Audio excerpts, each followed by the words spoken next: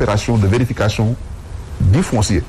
Mais j'ai trouvé maladroit et inconvenant que ce soit Pierre Goudiaby Atepa qui l'annonce. Et je l'ai souligné. Je me suis même permis de dire ou de m'interroger jusqu'où cette précipitation de l'annoncer n'est pas aussi une volonté de pousser le gouvernement à aller s'en prendre peut-être à des gens qui peuvent être par ailleurs ou quelque part des ennemis ou des adversaires ou des concurrents de Pierre Goudiaby Atepa. C'est la question que j'ai posée et qui est légitime. Et je ne suis pas le seul à la poser.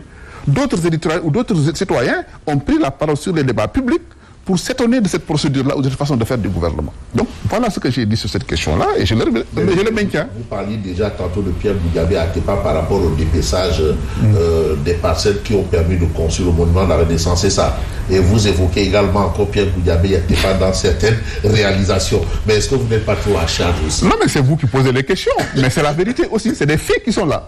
Vous ne pouvez pas nier ce que je viens de dire. C'est sur le domaine public.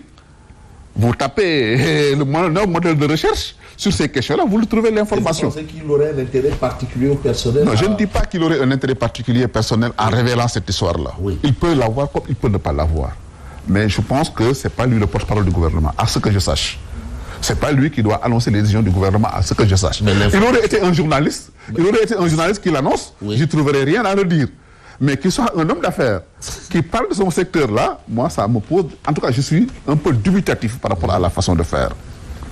Absolument. Donc, si on retient bien, c'est votre problème, c'est pas le fait qu'il y ait ces arrêts de travaux, mais le problème, c'est que ce soit Pierre Goudiaby Atepa qui a donné la primeur de l'information. Non, c'est pas ça. Tu as un article sous les yeux que tu as lu et que tu es un très bon journaliste.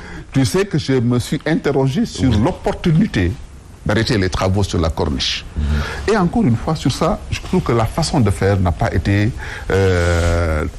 en tout cas très économique, ou bien, enfin, il y a un peu un volet qui ne manque pas, enfin, la prise en charge me semble manquer d'efficacité. Pourquoi? On veut vérifier, personne n'interdit à personne de vérifier. On peut, par exemple, on lit sur la corniche va, par exemple, de Dakar à Cambérène ou Malika. Qu'est-ce qui empêchait, par exemple, de dire, écoutez, tel secteur Almadies, tel secteur Yoff, on le vérifie tel jour. Comme ça, on n'arrêtera pas les travaux dans les autres secteurs. Parce que le gouvernement dit qu'il va examiner après les situations au cas par cas, et que les situations régulières, on va les laisser continuer. Mais pourquoi arrêter tous les travaux avec le risque d'arrêter des chantiers qui sont réguliers? Encore une fois, je ne suis pas victime de ces mesures-là parce que je ne suis pas concerné. Mais je me mets à la place des investisseurs qui se voient un beau matin leur chantier arrêté, qui ont pris des engagements avec des clients, avec des délais de livraison, qui ont pris des engagements avec les banques. Je pense qu'on les prend à défaut en leur faisant perdre du temps. J'espère que cette opération ne va pas durer des mois. Autrement, ce sera trop pénalisant pour eux. Mais si c'est pour il y a autre chose. Satisfaire une demande sociale. Non, mais satisfaire une demande sociale, on peut la satisfaire, comme je vous l'ai dit, avec la méthode, avec l'intelligence aussi. Mais aussi, en arrêtant tous les travaux. Donc il y a un manque d'intelligence dans la procédure. Mais oui, en tout cas de tact et de stratégie. Parce qu'en faisant arrêter ces chantiers, mais c'est des milliers de travailleurs qu'on arrête, pendant que ces gens-là pouvaient continuer à travailler, on pourrait arrêter peut-être 100 travailleurs dans un quartier ou 200, c'est selon, je ne connais pas les chiffres. Pendant que les autres travaillent. Mais si, d'une façon générale, vous arrêtez tout le monde, ça a l'effet d'une mesure d'annonce, ça peut être populaire, pour un gouvernement d'annoncer une mesure fracassante qui occupe l'actualité, parce que ces dernières semaines, il faut aussi le dire, le gouvernement était mal en point sur des dossiers assez importants, comme le reniement de la promesse faite sur, par exemple, l'appel à candidature pour la nomination à certains emplois, le reniement, par exemple, ou l'impossibilité actuelle pour le gouvernement, par exemple, de satisfaire à la demande de sa promesse de baisse des prix des denrées. Le gouvernement aussi était très mal en point sur le fait que sur 25 membres du gouvernement, 25 ministres et 5 secrétaires d'État, qu'il n'y ait que 4 femmes, que sur plus de 25 autres nominations, qu'il n'y ait que 3 ou 4 femmes. Donc, ce débat-là a occupé le gouvernement et l'a gêné ou l'a embarrassé. Donc, vous pensez que ça, c'est un pare-feu, quoi? Non, mais nous sommes dans la communication, ça peut être un pare-feu. Je ne dis pas que c'est seulement ça, mais au moins, ça peut être un pare-feu. qu'il y ait une mesure spectaculaire comme ça, qui peut être annoncée et que les gens puissent... Parce que depuis lors, on ne parle plus que de ça. Depuis lors, on ne parle plus que de ça. Donc, si c'est des gourous de communication qui ont conseillé ça au gouvernement, ils ont bien fait. En tout cas, ils ont réussi. Ils ont réussi à déplacer, détourner l'attention sur ce qu'on peut considérer comme les insuffisances, des lacunes ou des turpitudes du gouvernement. Aujourd'hui, la charge est portée sur d'autres qui doivent aujourd'hui avoir à s'exprimer. Mais le mal est profond, Madame Baldiane. Vous avez vu sur la corniche, mais il y a aussi au niveau de Mourkat, au niveau de Malika Plage, toutes ces zones-là où vraiment il y a eu vraiment des gens qui se sont accaparés.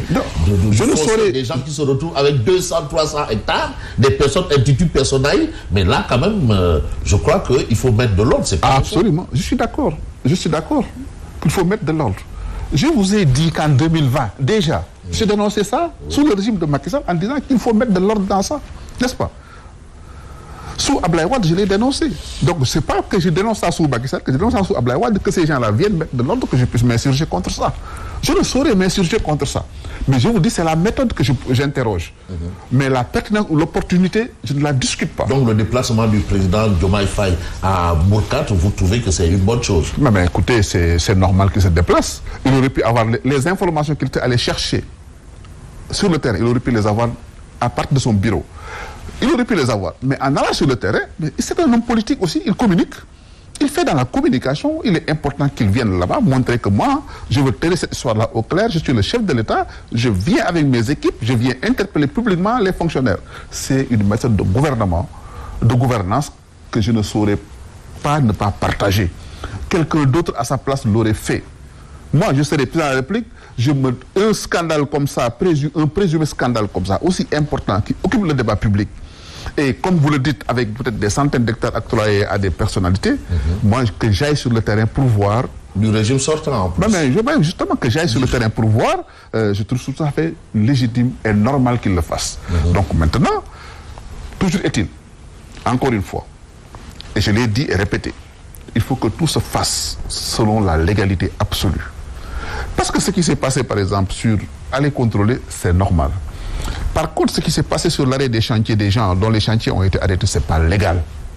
Ce n'est pas un fait du prince que le président de la République doit se réveiller un beau matin pour dire « j'ordonne l'arrêt des chantiers ». Sur quelle base? Les gens ont des titres de propriété qui sont irrévocables, avec des autorisations de construction qui sont irrévocables. Avant d'arrêter un chantier, il y a des procédures pour le faire. Donc on a beau être président de la République, qu'on ne peut pas tout se permettre.